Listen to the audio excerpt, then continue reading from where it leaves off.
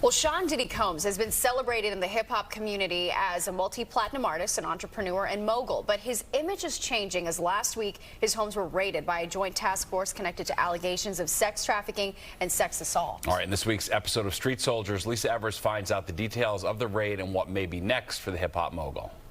For sure, the civil lawsuits accusing Sean Diddy Combs of sexual assault, sex trafficking, and other offenses are shocking and disturbing. Months after the claims were filed, some still wanted to believe the motive was money, not justice. But on March 25th, federal raids on his Los Angeles and Miami homes changed everything.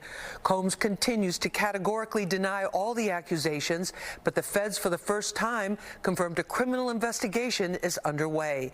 It's a game changer because now the stakes are much higher and his very freedom could be on the line.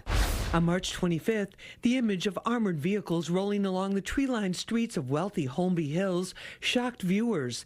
In this video from Fox 11, you can see Homeland Security agents in tactical gear with long guns lining up in what's called a stack at the gate to Sean Diddy Combs' $40 million compound, acting on search warrants. Diddy's attorney, Aaron Dyer, called the raids a gross overuse of military-level force.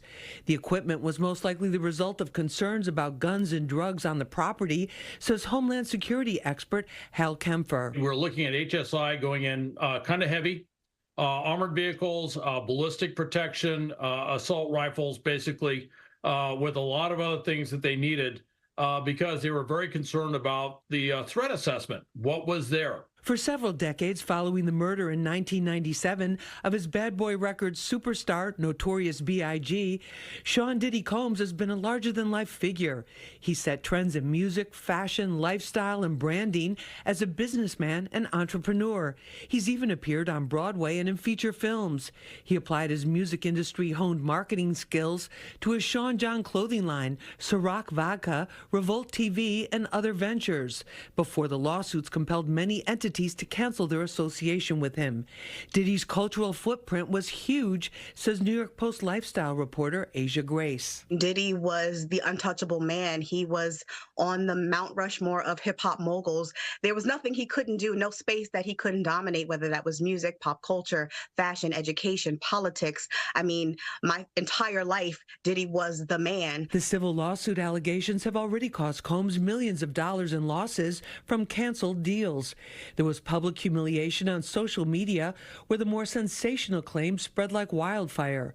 Combs continues to deny the allegations, but claims made in civil cases can lead to criminal investigations and criminal charges, says criminal defense attorney Dante Mills. They move forward with a civil case, but in that civil case, they spell out what happened. And because of who they were suing, Sean Combs, it got people's attention. And the way the investigators work is they're just kind of out and about and they're looking and they have their eyes open and their ears open. And when they see something that they think could be illegal activity, they start to investigate. As new developments unfold here, it's important for us to understand exactly what we're seeing. I hope you'll join us as we go in depth with our expert panel on the next episode of Street Soldiers, Friday night, right after the 10 o'clock news. I'm Lisa Evers, Fox 5 News.